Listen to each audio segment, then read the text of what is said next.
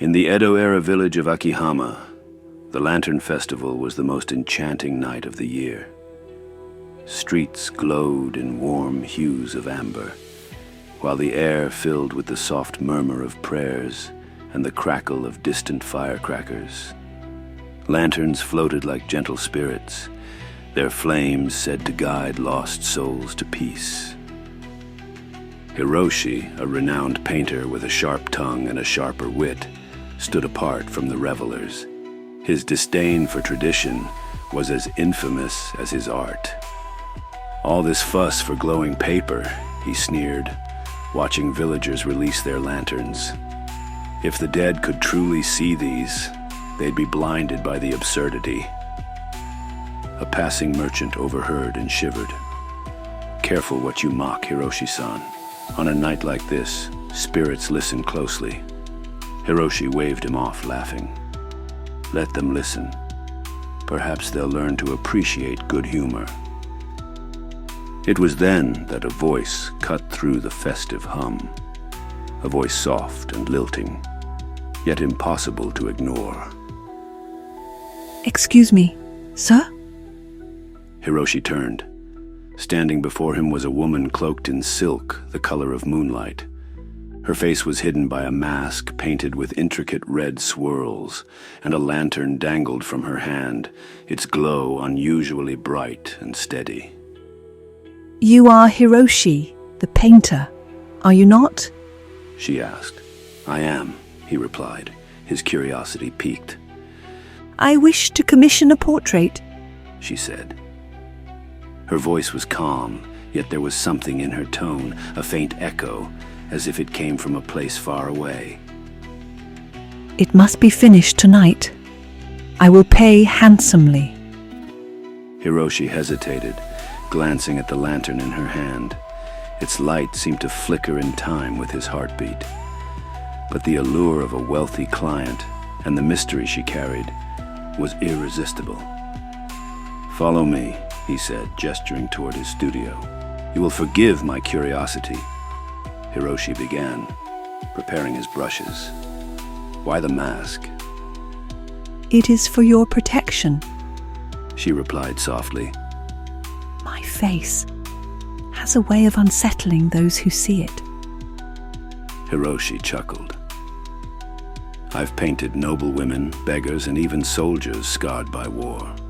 I doubt your face would shock me." "Perhaps," she said cryptically. "but the mask stays." He shrugged and began to work. The brush glided across the canvas with unnatural ease, as though guided by an invisible hand. Yet as the portrait took shape, strange things began to happen. The paint seemed to shimmer, refusing to dry. The air in the room grew colder with each stroke, and her lantern's glow intensified, casting an eerie light on the painting. "Your lantern," Hiroshi remarked, pausing to rub his arms. "It's unusual." "It carries a fragment of my soul."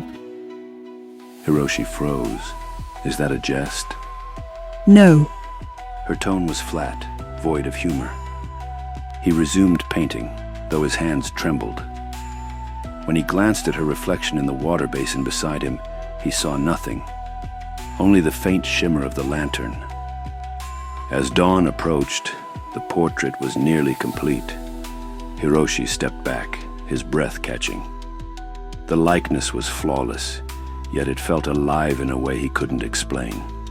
Her eyes seemed to follow him, her kimono's patterns writhing as though caught in an invisible breeze. "It is remarkable," he said, though unease clawed at his chest.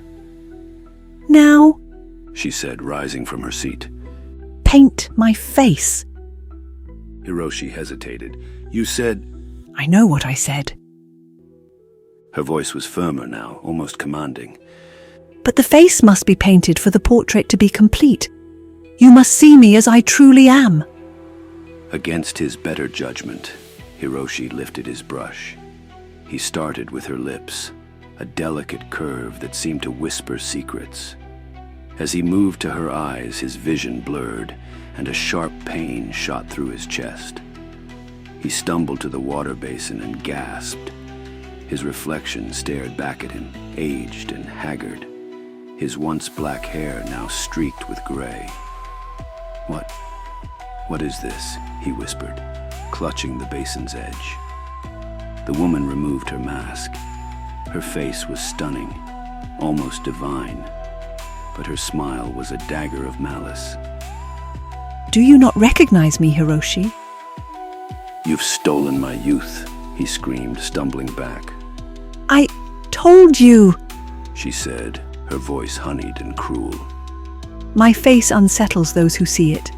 And you, my dear painter, have given me exactly what I needed.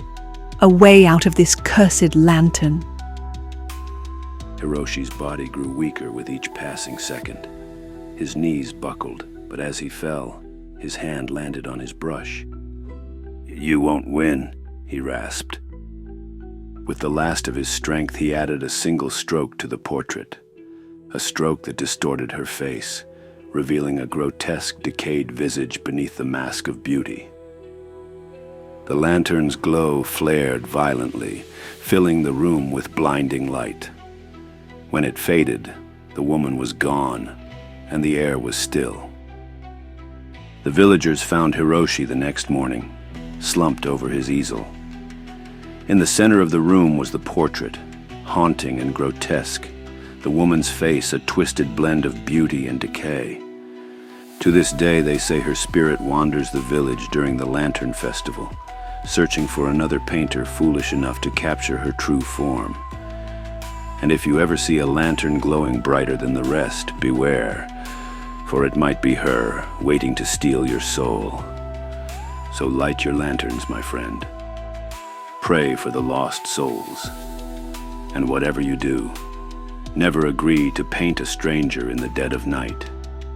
You may not live to see the dawn,